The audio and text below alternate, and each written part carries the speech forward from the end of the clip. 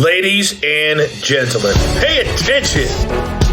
This is your boy, the coach from the WWE. I would like to welcome you to the very first wrestling podcast in the world to take you on a weekly deep dive into classic matches along with legends of the squared circle. Enjoy the discussion. Enjoy the back and forth. There's so much to get into. Ladies and gentlemen, this is The Payoff.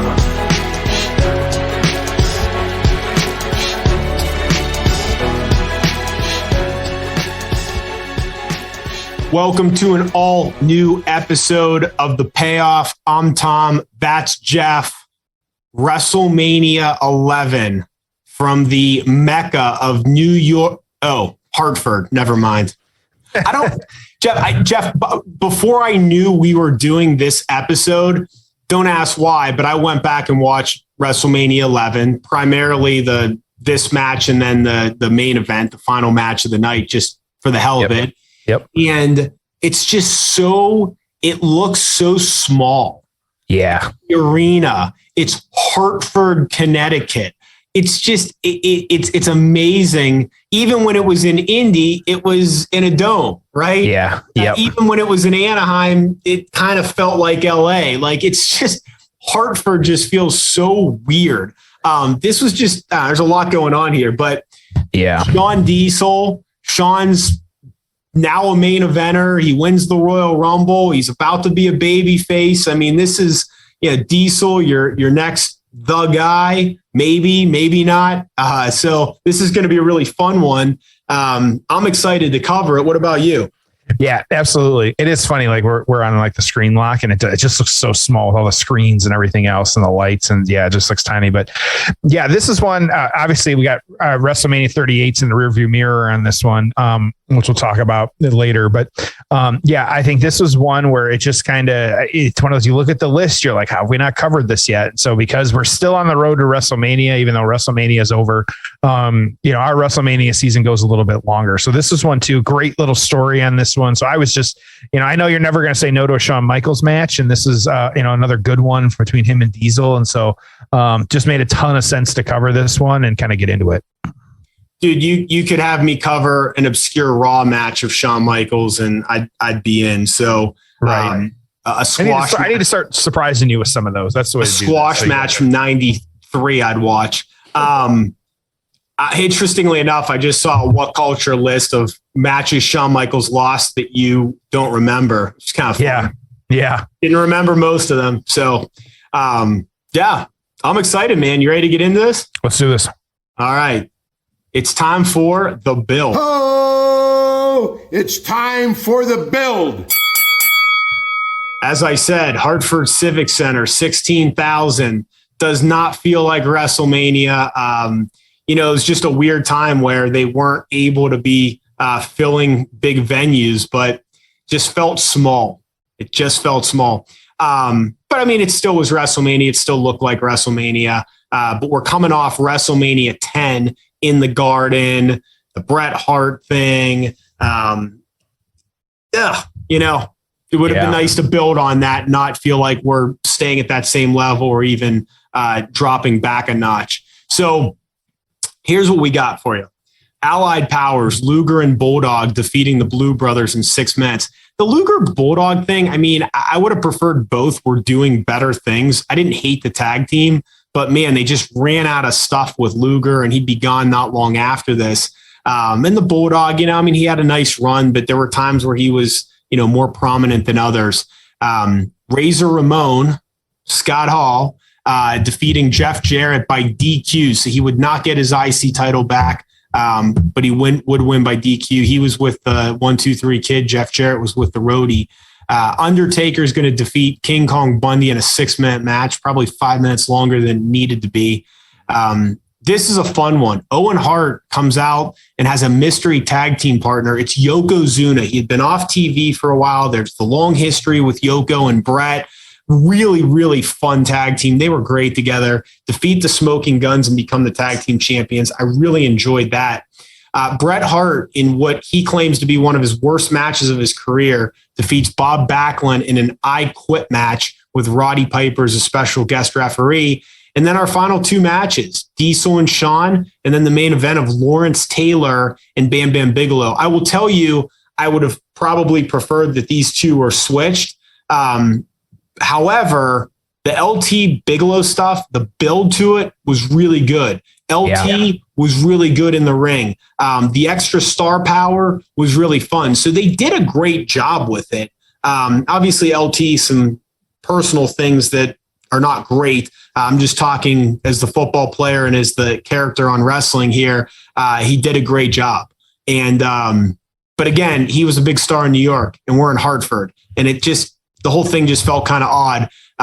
But they did well with it. You know, it was a big risk, and I thought they pulled it off. And props to Bam Bam, probably in a lot of ways the finest moment of his career, getting a match out of LT and being in the main event of WrestleMania. And Bam Bam, man, he had a longer run than you remember. He was on some of the earlier WrestleManias. He did some great stuff in ECW. I'd love to cover maybe one of those matches with him and Taz. So, all right, that's WrestleMania 11. How did the 2 dudes with attitude end up main eventing WrestleMania? Yeah, so this one we know the backstory here on this one. Like Diesel debuting as the bodyguard of Shawn Michaels, 2 dudes with attitude. Diesel making his debut at a house show June 6, 1993, helping Michaels beat Marty Jannetty to win the Intercontinental Championship. Diesel actually ended up winning the Intercontinental Championship himself. It was actually about a little under a year later. Beating Razor Ramon after interference from Michaels to win that one. Then you have the 2 of them beating the Head Shrinkers to become the tag team champions that summer. And so you have Nash as double champ, as Intercontinental champion and a tag champ. And then losing the Intercontinental champion back to Ramon actually the next night at SummerSlam. So he was double champ for a night. And so that's good. So of course you had the 2 of these guys. It was actually Survivor Series, as we all know, the super kick to Diesel, kind of chasing each other, things like that. And not getting him. So this was turning Diesel babyface at the time when both of them were heels. And so like, because they were still losing the tag belts actually because of what had happened, they had to vacate the titles. And so, but then you had just a couple night later, of course, Bob Backlund and Diesel beating him to become the WWF champ, who had just actually won it from Bret Hart, as we know. So how this kind of played out for this one, you had Diesel promising Hart a match for the title that they were going to have at that Royal Rumble, and that match actually ended in no contest because of interference from a bunch of different people. That he was upset because his former bodyguard, if you will, beat him to the title before he could get it. And so because of that, you had Michaels, well, not because, but, kind of playing out in the story here. You had Michaels winning that Royal Rumble match, winning himself a title shot at WrestleMania 11. And so just, kind of upset at him having the belt, kind of winning the Rumble, which made sense. The kind of sidebar, you'll see him as we're kind of watching this match and them cutting to it. You had, Nash accompanying to the ring, and this was at a time when they were at their peak with Pamela Anderson, before a lot of the stuff we may know nowadays, but who was actually supposed to be Michael's valet, or was Michael's valet at the time.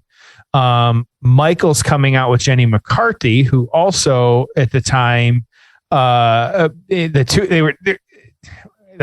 she had not been in Playboy yet. I looked it up. They were just 2 hot women. That's really what it boiled down to at the time. They had a lot of popularity, but they were taking off. It just kind of made sense. And so, and Michael's also coming out with his new bodyguard at the time, Sid Vicious. So when you see them cutting to the hot blondes, that's why, because they were valeting and stuff like that. It'll play out a little bit, as we'll talk about after, but just quick little, I say that wasn't really quick. It was a long build of some different kind of twists and turns on this one of, working together, being babyface heels separate, kind of, involving the championship, just a lot of moving pieces. Yeah, no, this is great. It's just it's an easy story to tell, but it's a great one. The bodyguard, overshadows the protege, and here we are.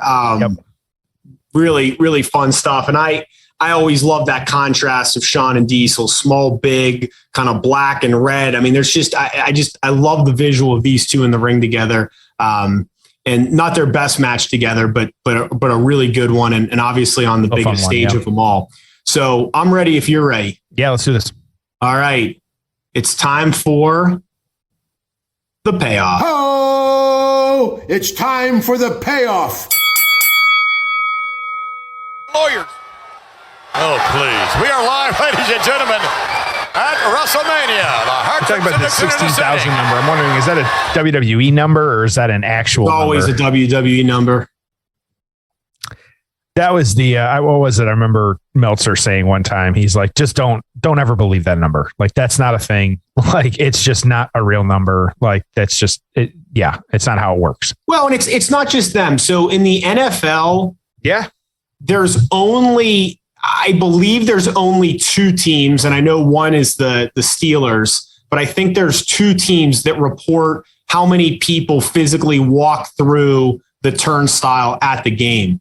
Mm-hmm. Dude, obviously Shawn moving around like crazy, bumping like crazy, but dude, this is Diesel in his absolute prime. I mean, he looks like $1 million and he's moving around like crazy. I mean, you forget how great of an athlete he was. I mean, keep in mind, so much of what we think of with Kevin Nash is, WCW, moving around slower, not giving a fuck, not trying to put on a great match. But in this era here, especially at WrestleMania, this dude's trying to put on a great match. He's in there with his best friend or one of his best friends. So obviously they don't want to stink up the joint. But I mean, just look at Nash. And I love the Diesel power on his tights. I love the white top, the dice on the pants. I mean, it's a cool look, man. I mean, for the era, I'm not saying that you'd want someone coming out on AEW tonight dressed like Diesel is right now. But at the time, it was a good. Same with like the Razor Ramon gimmick. It was just good. Same with Shawn, right? It's colorful. It's got some branding on it. But man, I forgot how good Diesel was when he was in this era. I mean, you think about the Bret Hart matches, you think about the stuff with Shawn. I mean, this dude, he was a gentle 6'10" or whatever the hell he is, because he's a big son of a bitch, and he still is. I mean, he is just big. It's still jacked as hell too. A lot of these guys still working out like crazy. Like he posts up, and there you go. Let me take a minute on that, because I wanted to talk about the two women at ringside. I thought that was so stupid. I hated it. I hated it. It was such a distraction. Okay, this is the world champion. Oh, Shawn just spit on Diesel, moves out of the way. I mean, God, this is good. This is so good. You got Sid at ringside. Michael's bumping like crazy. I mean, look at this. Yep. Dude, this is so good. But you have this great story between these two. You have the baby face you're trying to get over. You have the heel that, is the best in-ring worker in the world. But then what are we doing? We got the home improvement kid and Jonathan Torteo, whatever his name is. I have no idea who the hell he was. And I didn't know who the hell he was at the time either. That one was so bizarre. Like, I knew Jonathan Taylor Thomas, whatever his name is, because of home improvement. I didn't know the other two. So you have them at ringside. Then you have McCarthy and you have Pam Anderson. The problem is it was so disjointed. So the whole idea was Pam Anderson was going to, God, this is good. Pam Anderson was going to, I mean, how good is Michaels? He didn't fall over that's awesome. Getting hung up on the ropes. Yeah. Fantastic. Yep. Sid picking him up. So, but the Pam Anderson thing, he wins the Rumble. So Pam Anderson's the one that's supposed to take him to accompany him at WrestleMania. That was the stipulation. Okay, fine. Kind of stupid. Maybe you do it somewhere else on the show. Get her involved, but not in this. Then she doesn't want to go to the ring. Then somehow Jenny McCarthy gets involved. So then they somehow are not affiliated with Shawn. It was so stupid and it was such a distraction. Just put these two in there. I'd even argue Sid was a distraction. I mean, just tell the story of Shawn versus Diesel. So this is one of those times of them trying to jam way too much shit into WrestleMania. And it became such a distraction. I saw when I was doing some research on this one, there was actually a kind of I think it was Bleacher Report had an article is this the quietest WrestleMania ever? Because people just weren't necessarily invested in it. They're like kind of looking at the attendance numbers outside of the pandemic. Like WrestleMania 7 is the only one on paper that had fewer people in attendance, which was of course the Hulk Sergeant kind of main event. But you kind of have that, but then also like you can see like, were fans invested in this guy? Like you said, I agree with you. This should have been the main event. Because Shawn is like selling like crazy. And so to have, some of the celebrities and stuff like that at ringside, it's interesting because I saw another article recently that was talking about like, the lead up to this most recent WrestleMania and kind of how like people are upset that like some of the celebrity involvement and things like that. But Shawn dive on the outside onto Diesel. Big crossbody. Yeah. Again, I know you see 6 of those on every episode of Raw now, but at the time that was a big deal. That was a really cool move. Yeah. And so unless you're watching the Choose Your Narrative show, which they have their weird rules about like no topes and all that other shit. But anyways, I think that like, I'm with you. Like, you got to know who these people are. So I looked at Pamela Anderson had been in Playboy at this point. So that was part of her star appeal. Jenny McCarthy had not. She would be in a couple months after this. But again, you've got like just like the hot blondes. That's really it. So we have the split screen with them now. Like, yeah. So again, it was just such a distraction. I mean, like this actual match is really, really good. Yeah. Right. Especially like Shawn we're a couple of minutes in at this point, and Shawn has been selling like crazy. Yeah. But then also like they're both moving like just rock stars. Like they look great. Yeah, really good. It's interesting. So that article is saying this was the quietest WrestleMania of all time. Yes. I have no reason to argue that. And again, just think about it. Like, okay, WrestleMania 1 through 10 in their own right were all bigger than this one. Okay, no question. Yep. 12 was bigger than this Iron Man match, backlot brawl. Okay. 13, Chicago, definitely bigger than this. 14 with Tyson, 15, Austin and Rock. 16 was WrestleMania 2000 with a big call. I mean, you go through it and you go, oh yeah, this actually, certainly of the first 20, this was absolutely the quietest. Mm-hmm. Now 21 through 38, they were all in big arenas for almost all of them. I think there might've been one in Chicago, but that was a big show. Yeah. So it's like, it's like that. This might be the most quiet WrestleMania. And if you look at the card, you're like, oh, this could have just as easily been SummerSlam that year, right? I mean, there's nothing about it. I mean, the LT thing, but again, this could have been SummerSlam. That's a really good point. And I completely agree with it. Well, and I think too, we know how overloading a card, we've talked about the last few years, how Mania 2 nights and, everybody has to have a match all of a sudden, which I don't think they do. I don't think that's right. They don't necessarily have to all have a match. Like you got to there's a point. But then also, like you said, like looking at this card, if I was like, man, I want to go to WrestleMania this year, like looking at this card, I would not necessarily yeah, like, okay, like Yokozuna was a big kind of return as the mystery partner, but also like, something too that I was we used to talk a lot about, like what else was happening in the world at this time. Baseball was on strike at this point too. So there was not a whole lot of sports happening either. That's why you had the crazy special referee for Undertaker and King Kong Bundy. And so like then to put on this card during that time, like it almost feels weird. Like you would really want it more stacked. And so, and I get I get why the Lawrence Taylor stuff went on last, but also like, why? Like, put your championship match, like, you can shuffle this a little bit to make this be the main event because it should have been. Yep. So Shawn working Diesel now.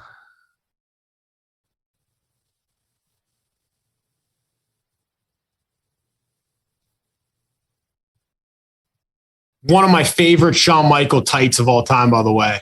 The white with red and white stripes. Yeah, I mean, I like the white, red, black the best, but just the white is just a really, really cool look. So kind of random at this point too. So you talk about we don't really bulldog off the top rope. I that was when I used to wrestle my Hulk Hogan Wrestle Buddy. That was my finishing move. Hey, great move. You don't see it a whole lot anymore either. Don't ask me where I saw it, but I did a bulldog off our coffee table onto the Wrestling Buddy. I'm sure your mother was delighted. So you talk about ring gear. I don't know. We don't talk about this a whole lot. Do you think like some of these guys, like, you got Wardlow coming out in like a singlet. Do you think how much does it matter for the performer? Yes. I'm saying like for us to buy into a character, how much does it matter? More than most people think or give it credit for. Okay. I think there's a lot of factors at play. I think there's certain ring attire that makes someone look like a star. I think there's certain ring attire that makes someone look cheap and like not a star, right?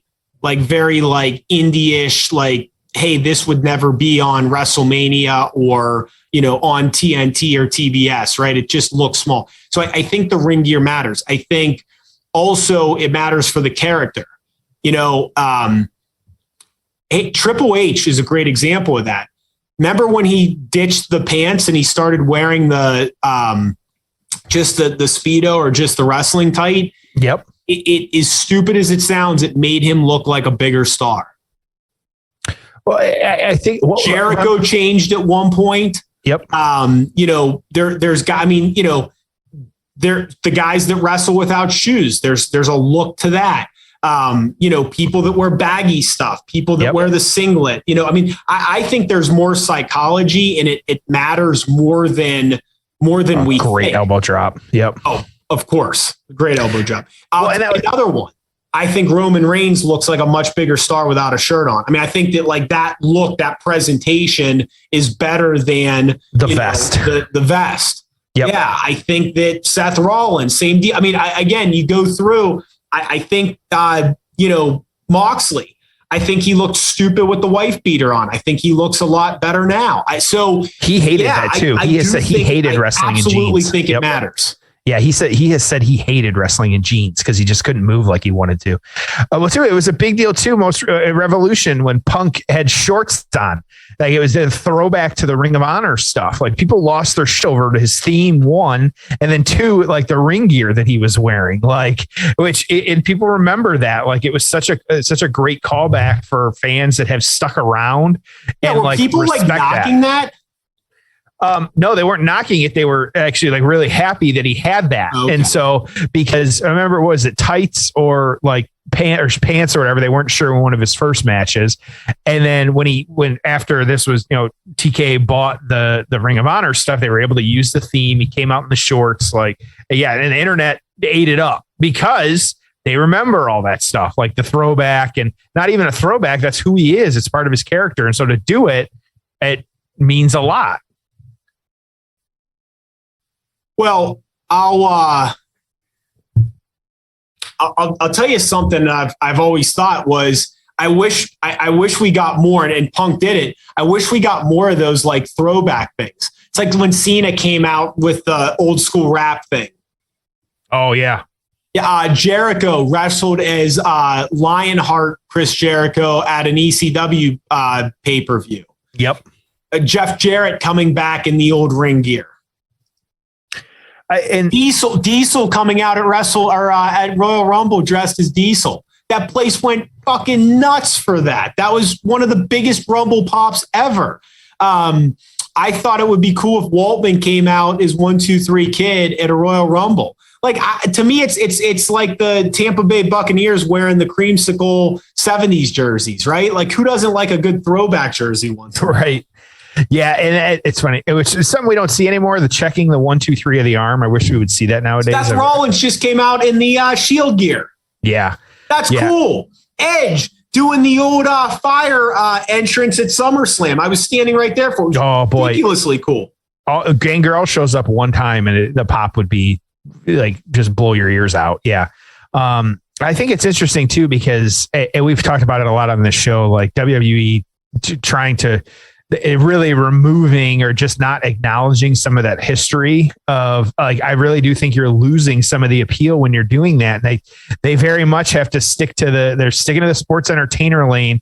I know too, like, now you have Pete Dunne as Butch, which we all know Pete Dunne is Pete Dunne, but behind the scene, and I've talked about this a lot. It's about the ownership of it. It's about WWE wants, like, that's what their character and stuff like that. Doesn't matter how we know them. They did the same thing to Doudrop when they brought her up, but like, kind of doing that. And then, but also, like, Pete Dunne has come out too since and said, like, I didn't want them to own my name. And so, like, that big deal with that too. Great sell there by Michaels. So it's such a big part of, like, I wish there would be, like you said, more acknowledgement of that history, because that, like, it's literally an industry built on nostalgia, and they're not willing to acknowledge all of that nostalgia. And so, and whether it's a wrestler like Pete Dunne, who doesn't have as, like, the long of history, but, like, they know they're going to get a cheap pop if they had Hogan come out. It hasn't been going as well the last few times, but they would always get, that cheap pop for bringing him out or bringing people out and stuff like that. And so, boy, not a cheap pop like the Hardys coming back out the way they did. Like, boy, they're just going to make money hand over fist with that at this point, because they're just like, even if they've got maybe 10 good matches left in them, like, boy, like they're just going to sell the shit out of those matches. And, like, the nostalgia is what's going to bring us back, because we get the Hardys again. Like, which that was a cool episode, watching that play out on TV, because you're like, oh, it's going to happen. And so, and it did, which was great. So, yep, absolutely. So I wish there would be more acknowledgement of that, which Vince doesn't want to do it. And so you lose some of that, or the nostalgia he does want is not what we want. These guys have just been beating the crap out of each other. I mean, it hasn't let down. This is a much better match than I remember and expected. They've been in the ring almost the entire time. Super kick. Yep. That's Tom said. The ref. Where's the ref? Come on, look at this, referee. He's trying to get Hebner out. The referee jumped out to prevent Sid from interfering. Poor Earl. It's either a knee or I can't tell. He's got him covered. He's got him pinned. I can count to 20. 1, 2. Oh my gosh. Come on. Couldn't get him way too early, but still, I mean, dude, this is fantastic. Great selling there, yeah. Sid taking off the turnbuckle cover. Got the knife, yep, cutting it off. And this one, I forgot about this. Yep. It looks like he just threw the rope right in front of the ref. Like an idiot. Okay. Yeah. Remember how lethal we all thought this was too? Like, you took the turnbuckle pad off and you're like, oh my God, like he's going to like kill this guy just because this one ring, like that one little ringlet is going to just absolutely destroy whoever goes into it. Like such a great little thing. Both guys laid out at this point. Earl selling well. Oh yeah. Good job there. Can't stand on the leg. Yeah, that's one of the better Hebner sell jobs. I mean, I always wonder if he actually did hurt himself. He's doing a hell of a job. So they're both down. If the official had been there for the count, and he may still be. He's still gonna be.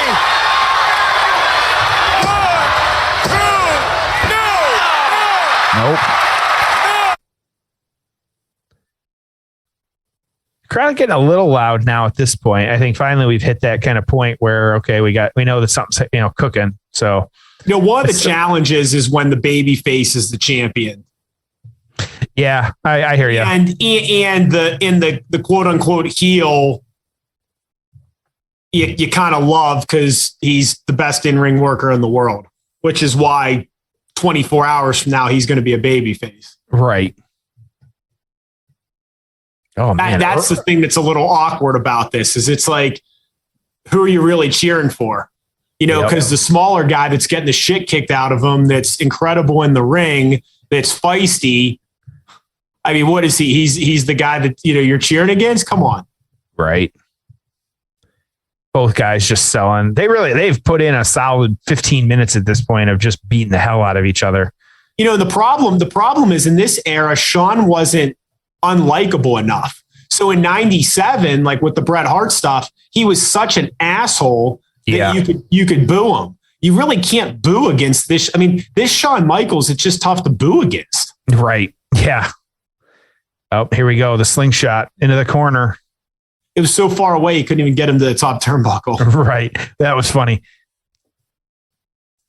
But you get what I'm saying? It's just so, it's like you're sitting, like you're watching this match right now and you're like, come on, Shawn, get up, right? Like, how are you cheering for the 6'8" guy? Well, and this is like, we've talked about it before, like, you know, at this point you did have clear faces and heels, but also like, you know, you got to go with who they're cheering too, or who they're not cheering. Like, because at this point, it was odd. Yeah. Which Diesel is this? Is this Kevin Nash or Glenn Jacobs? I believe this is Kevin Nash. Okay. I'm pretty sure. So Diesel hulking up. Yep. After the big boot. Yeah. So he's going for the Jenny and Hammer cheering. They're kind of booing Nash. They're not even really cheering him. It's a very timid response. Like, yeah. The worst jackknife powerbomb ever is delivered. Was that an over rotation from Shawn? Like, I don't know why that. Yeah. There you go. And you can tell they have no clue how to act either. The women. Women have no idea how to act. The fans didn't give a shit about it until there's barely put the sound back. There's like barely any reaction to him. Like, it's just really weird. I mean, they didn't. They were sitting down doing nothing until after the 3 count, and then they kind of stood up. And Shawn's already walking out. There's JR interviewing Shawn right away. So what's interesting is the match was excellent, but it wasn't because of the confusion over we like Shawn more than we like Diesel. How is the 6'8" guy the underdog that I'm supposed to be cheering for? It just didn't make sense. It actually didn't make sense for him to be a babyface at all, if you really think about it. So if you look at him beating Bob Backlund, him becoming champion, him, you know, feuding with Shawn, then the whole Mabel debacle at SummerSlam. I mean, you think about all that, and you're like, again, 2020 hindsight, but what a god-awful babyface. You could have done all that, but he should have been a badass heel that someone eventually beaten. That someone probably should have been Shawn Michaels at some point. So we have this weird dynamic where the baby face probably should have been a heel. The heel should have been a baby face. And then you fast forward a year and you have 2 baby faces together. Mm-hmm. So great characters, great talents. The right guys were in the right spots, but they were booked wrong. Yeah. Makes sense. And by WrestleMania 12, you could argue Bret should have been a heel, right? So, I mean, you look at it and there's just a lot of stuff during this era that just didn't work. But again, you had the right guys. I mean, it's not like, hey, Bob Backlund should have been the main event instead. No, it should be Diesel and Shawn. It just should have been booked completely different. So, all right, let's get into the aftermath. Oh, it's time for the aftermath. I know I just gave some thoughts there, but what are you thinking?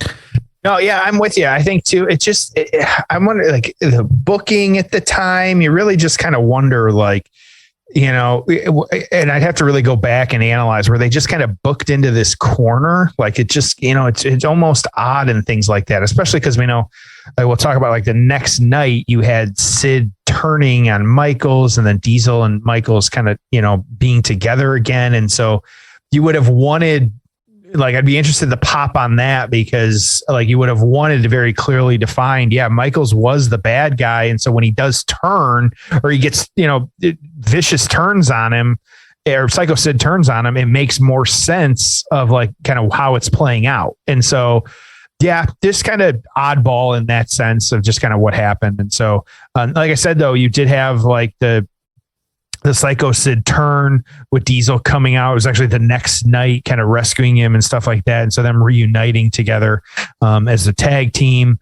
You actually had, so you gave the kind of playing out with the first kind of in your house kind of matches and things like that of how they had, you know, played out over those and kind of, you know, getting that. So you had, actually Diesel defending the title successfully against Psycho Sid at the first In Your House pay-per-view and at In Your House, well, it was pay-per-view, premium live event, whatever, In Your House 2 as well at that match. And so then, like you already talked about, like the SummerSlam retaining by defeating King Mabel, who had actually won the King of the Ring. And so just kind of, interesting how it played out. And so you had Michaels. Actually, he took on Jeff Jarrett at that In Your House 2 for the Intercontinental Championship on that one. And then defending that title again as well at SummerSlam against Razor, winning that one as well. And so, and then eventually Sid and Michaels did have a match like later that year. It just, it kind of fizzled at that point. So not great, but yeah. So, unsurprising here, PWI on this one, you had Diesel at number 1, Shawn at number 2. And so crazy to think these are your top 2 wrestlers in the world and they can't have a match that kind of gets over bigger than this. And so, kind of dealing with that. So, from the torch on this one, Diesel. Yeah, I'm really curious about that. I'm really curious how this was received at the time. Yeah. Diesel retained the WWF title against Shawn Michaels with a clean pinfall victory just past 20-minute mark. It was rated nearly unanimous as the best match of the night, somewhere from 3 to 4 stars by those responding to our poll. Michaels didn't put in a performance of a lifetime, but did carry Diesel to a strong match. The match was well done. Diesel sold the rib injury well. Michaels was great. The match didn't surpass high expectations, but probably didn't fall short either. Michaels showed he is a top worker, but didn't exactly rise to a new level. If the two have a series of matches, perhaps the next being at the next pay-per-view. It was hurt by a poor powerbomb finish, 3 3/4 stars. One of the kind of just comments was Shawn Michaels once again kept his rep as this country's best wrestler and carried the always improving Diesel to the best match of the show.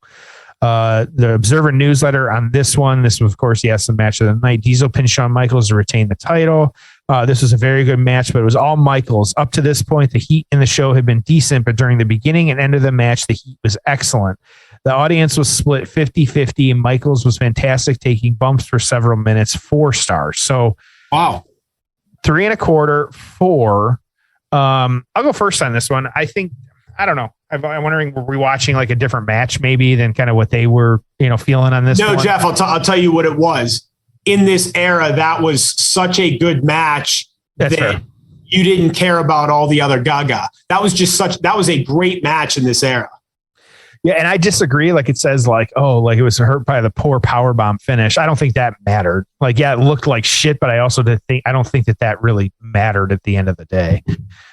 So you had that. I think too, like, yeah, there was a lot of action. I think taking out like some of the reaction or like the reactionary kind of takes on this type of stuff, that I think that it's just kind of crazy how good of a match they actually put in. I don't necessarily think that Michaels carried Diesel on this one. I thought Diesel did really well on his own. And so I don't think you necessarily needed that. And so, but you're right. When you take it in the context of the time, like at this time, yeah, that was the thing. Like that was all that was happening. So, so I get that. So this one, I'm going to give it a 7.5. I think that it was good. I think there was a lot more that happened outside of this match in regards to just the build and the payoff the build and the aftermath. But the match itself was like, I have not gone back and watched this one. I thought it was above average in regards to the some of the word, not their best match. Wouldn't expect that, but I thought it was still really good what they did in the ring. I thought the finish sucked. I thought the actual finish, I mean, it was very anticlimactic. He gets up, he does his, one arm in the air, and he hits the worst powerbomb he's ever hit in his career. At least when he dropped Giant on his neck, it looked stiff. That powerbomb was terrible. And I've heard different stories of, Shawn was trying to make him look bad and blah, blah, blah. And who knows? But it didn't work. And I mean, if I had to rebook that, if let's just say he did hit a really lousy powerbomb, pick him up and do a second one and maybe even a third one. Mm-hmm. It makes you look like a badass, and it makes Shawn look better that it took 3 power bombs to beat him. So I hated the finish. I hated how the women were there and the announcer and the guest ring keeper and too much gaga. Even Sid being there, I didn't like. I just put these two in the ring. And again, it needed to be flip-flopped. The small guy that's the great in-ring worker that's bumping around needs to be the baby face. The big guy needs to be the heel. And I had never really thought about this before, but one of those, if you could go back in times, would be keep Diesel as the heel. So Shawn should have been the baby face. Diesel should have been the heel going into this. And maybe Diesel just wins. Maybe the heel, and it was your semi-main event. So if Diesel was your heel and he wins and keeps the title, oh, well, you're going to send them all home happy with the LT stuff anyways. So I just, a lot of things I didn't like about this, but the match was excellent. Better than I thought. Great match. So I'm kind of torn. There's a lot of stuff happening here. I'll give it a 7, but with the proper booking, this could have been an all-timer. Yeah, no, makes sense. And furthermore, to prove that, how great was their match after WrestleMania 12, where they had the no holds barred, Diesel was the heel. It was one of probably the best match in Nash's career, an incredible match. So to see how that played out. Yeah, exactly. So we got there, but it would have been nice to have it at WrestleMania. Well, I know you said you didn't appreciate that, or you didn't, the finish was not up to your, normal high expectations, Tom. But Tom, it was too busy. It was too cumbersome. There was too much going on. It needed to be cleaned up. Well, and is that what you were looking for? No, what I was going to say, you great lead in there talking about the cleaning up as well too. You know what? Well, that's what I meant. That was a good lead in. You know what will help you finish well, Tom, is any of the many great products from manscaped.com. And so, but please make sure to check out their website. We talk about it every week. Tom and I use everything. You've already heard it from us lots. And so pay off 20, free shipping, 20% off anything in the store, everything in the store, whatever you're getting, use our promo code. There's so many great products. They're plain and simple. That's how it is. And like I said, help you finish well. You want to look your best. You want to feel your best. And this is how you do it. So manscaped.com, using that promo code, pay off 20 for free shipping and 20% off. Good job there. I'm glad you saw where I was going with that. Good job. Is this our last WrestleMania match of the season? Is it? I don't believe so. No. Okay. I will pull it up real quick. I know we've got, oh boy, you caught me off guard here. Okay. Let's see here. Nope. So what are we doing next week? We've got two more actual WrestleMania matches. We got some big ones you should be excited about. We've got probably one of the to my opinion, at least the most iconic shot in a ladder match or TLC match. We've got Edge, Christian, the Dudley Boys, and Hardys coming up. And then we've got good timing on that. And then a non-Money in the Bank pay-per-view Money in the Bank match for WrestleMania 21, going with the first ever Money in the Bank. Yep, we got Edge, Benoit, Jericho, Christian, Kane, Shelton Benjamin, and so and then we've got. I liked it better when there weren't 8 people. 8's too many. Yep. And so it should be a good one. And then we got, we're going to focus on some matches we haven't done because we always focus so much on WrestleMania. So spoiler, May is going to be kind of a fun month of stuff that we just, it's matches we don't get to because WrestleMania takes up so much of our time. So we're going to go back. We got some, I threw a Nasty Boys match in there too. We have to talk about the Nasty Boys. That'll be fun. You're going to get your dream, Marty and Shawn Michaels. And I don't know if you've paid enough attention to the schedule, but, there may or may not, I may finally get my wish of covering an Inferno match. So we're going to see what happens here, but it should be good stuff. I'm pumped, man. Good stuff. Good stuff. All right. Thank you, everyone, for listening. Thank you for supporting the payoff. We're having fun. Hope you enjoy listening. We'll see you next week on an all-new episode of The Payoff.